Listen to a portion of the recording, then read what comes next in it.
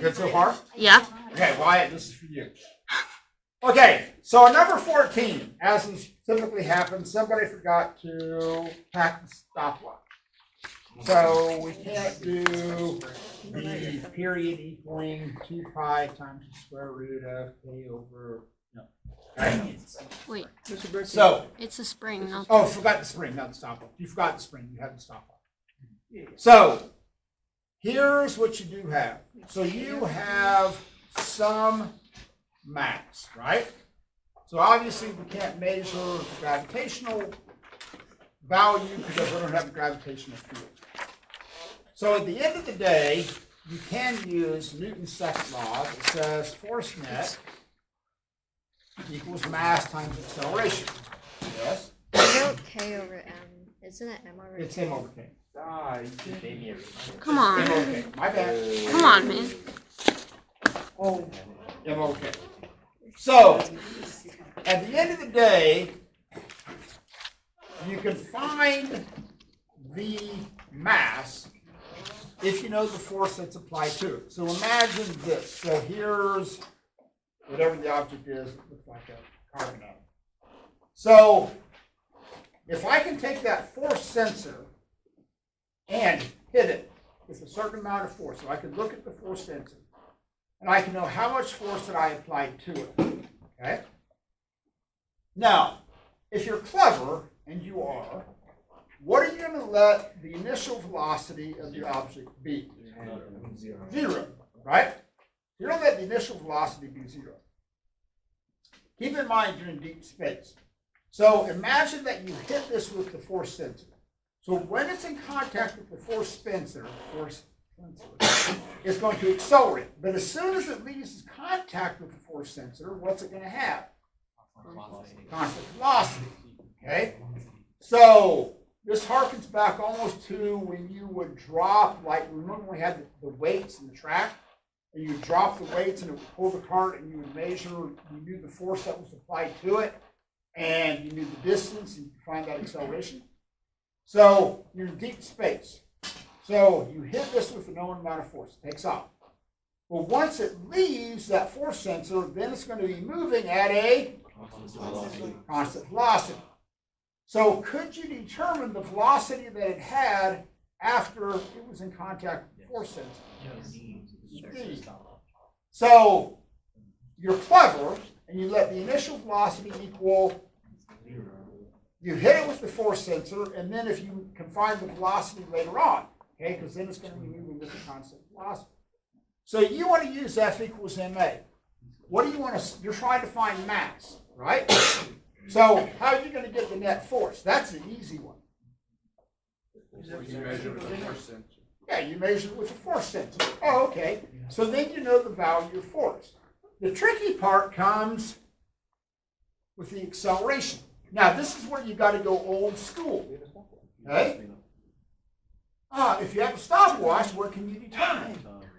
You can measure time. You also have a non-bending meter stick. Okay? So if you have a meter stick and you have a stopwatch, what can you measure? Distance. You can find the velocity. So here's what I'm looking for on number 14. Okay? Here's what I'm looking for. So you're basically going to tell me I'm in deep space. You're telling me how I'm going to find the mass of this. This is like a step-by-step procedure. Obviously, what's the first step going to be? Measure.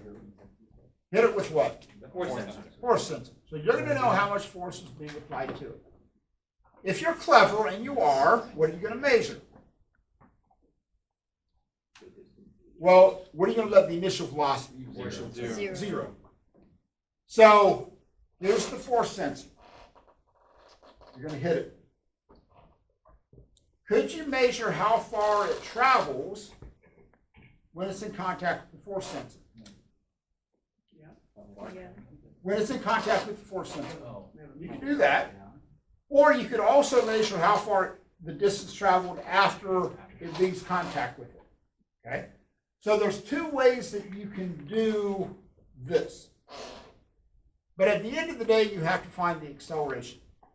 So here's your two options, and how you play this is up to you. What's the equation that relates distance, acceleration, time, and initial velocity? No. No, the x equals The other. v naught 2 plus X equals 1/2 at squared plus v naught time. So if you could measure how long it's in contact with it, and you measure how far it's being pushed, you could determine the acceleration that way. Okay, that's option number one. Okay, that's option number one. But this distance would be how far it travels when it's in contact with the force sensor. Okay, so that's option number one. Option number two is that you still hit it with the force sensor. It begins to move off. Then it's moving at a constant velocity. Your other option is that you measure how far it travels at a constant velocity. You measure some distance. You measure how long it takes for it to travel, right? And then you could get that velocity. Okay? So then you would know the initial velocity and the final velocity. Then you could use that equation plus 2AD. Now, here's the tricky part about this one, though. This is going to get you the final velocity, okay? Because now you know how fast it's moving after the acceleration. This distance would have to be the distance that it's accelerating, okay, while it's in contact with the sensor, okay? So here's what I want you to lay. Pick one of the two methods. Either do this, okay, and measure the distance it's in contact with the force sensor, measure how long it's in contact with the force sensor, solve for acceleration. Or say I'm going to get it moving, I'm going to measure a distance that it travels after it leaves the force sensor. I'm going to find the velocity, I'm going to measure the time, I can get that value. Then I'm going to plug that into that equation. So here's what I'm looking for on number 14. I should be able to take, it's like a procedure. You can say, do this, do this, do this. I should be able to take your answer to number 14 and perform this experiment in deep space. Tell me what I'm going to measure, what equations am I going to use, how am I going to use those equations, what am I going to solve for. Okay? So literally, like you're telling me step by step by step, how am I going to find the mass? Measure the force, find the acceleration, and determine the mass. Okay.